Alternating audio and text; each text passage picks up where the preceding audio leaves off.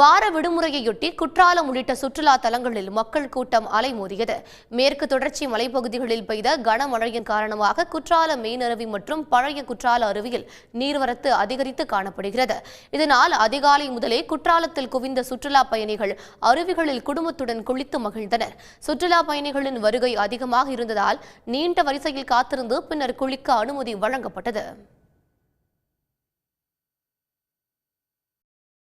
குளிக்க காலையில இருந்து ரொம்ப லைனு, போலீஸ் பந்தோபஸ்து நிறைய இருக்குது.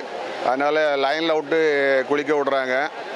பரவாயில்ல, இருந்தாலும் குளிக்க ரொம்ப கஷ்டமாக தான் இருக்குது. சின்ன பிள்ளைகள்லாம் குளிக்க முடியல. மெயின் ஃபால்ஸுக்கு வந்தோம், செம்மையாக இருக்குது. எல்லாமே நாங்கள் வெயிட் பண்ணி குளித்தோம். நல்லா நிறைய நேரம் குளிக்க விடுறாங்க. நல்லா ஃபேமிலியாக வந்தோம், நல்லா என்ஜாய் பண்ணுறோம். இதனிடையே குற்றாலம் மெயின் அருவியில் திடீரென தண்ணீர் வரத்து அதிகரித்ததால் முன்னெச்சரிக்கை நடவடிக்கையாக அருவியில் குளிக்க தடை விதிக்கப்பட்டது. மெயின் அருவி மற்றும் பழைய குற்றால அருவியில் குளிக்க வந்த சுற்றுலா பயணிகள் திருப்பி அனுப்பப்பட்டனர். மெயின் அருவியின் மேல் பகுதியில் உள்ள செண்பகாதேவி அருவிக்கரையில் வனத்துறையினர் கண்காணிப்பு பணியில் ஈடுபட்டுள்ளனர். 5 அருவியில் மட்டும் நீர்வரத்து சற்று குறைந்ததை அடுத்து அங்கு சுற்றுலா பயணிகள் குளிக்க அனுமதிக்கப்பட்டுள்ளனர்.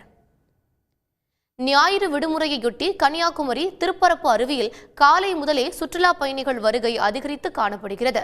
கன்னியாகுமரி மாவட்ட மலையோர பகுதிகளில் கடந்த சில நாட்களாகவே விட்டுவிட்டு மழை பெய்து வருகிறது. இதனால் திருப்பரப்பு அருவிக்கு தண்ணீர் வரத்து அதிகரித்துள்ளது. தமிழகத்தின் பல்வேறு பகுதிகளிலிருந்தும் கேரளாவின் பல்வேறு பகுதிகளிலிருந்தும் குவிந்த சுற்றுலா பயணிகள் அருவியில் குளித்து மகிழ்ந்தனர்.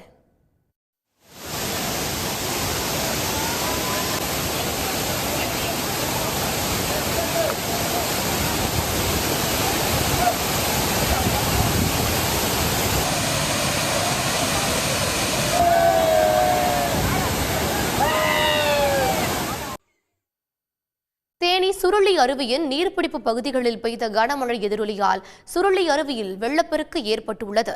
தேனி, கம்பம், கூடலூர், சுருளிப்பட்டி மற்றும் மேற்கு தொடர்ச்சி மலையடிவார பகுதிகளில் கடந்த 10 நாட்களுக்கு மேலாக விட்டுவிட்டு மழை பெய்து வருகின்றது.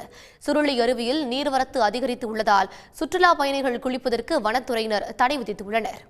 உடனுக்குடன் செய்திகளை தெரிந்து கொள்ள சன் நியூஸ் பெல் ஐகானை கிளிக் பண்ணுங்க.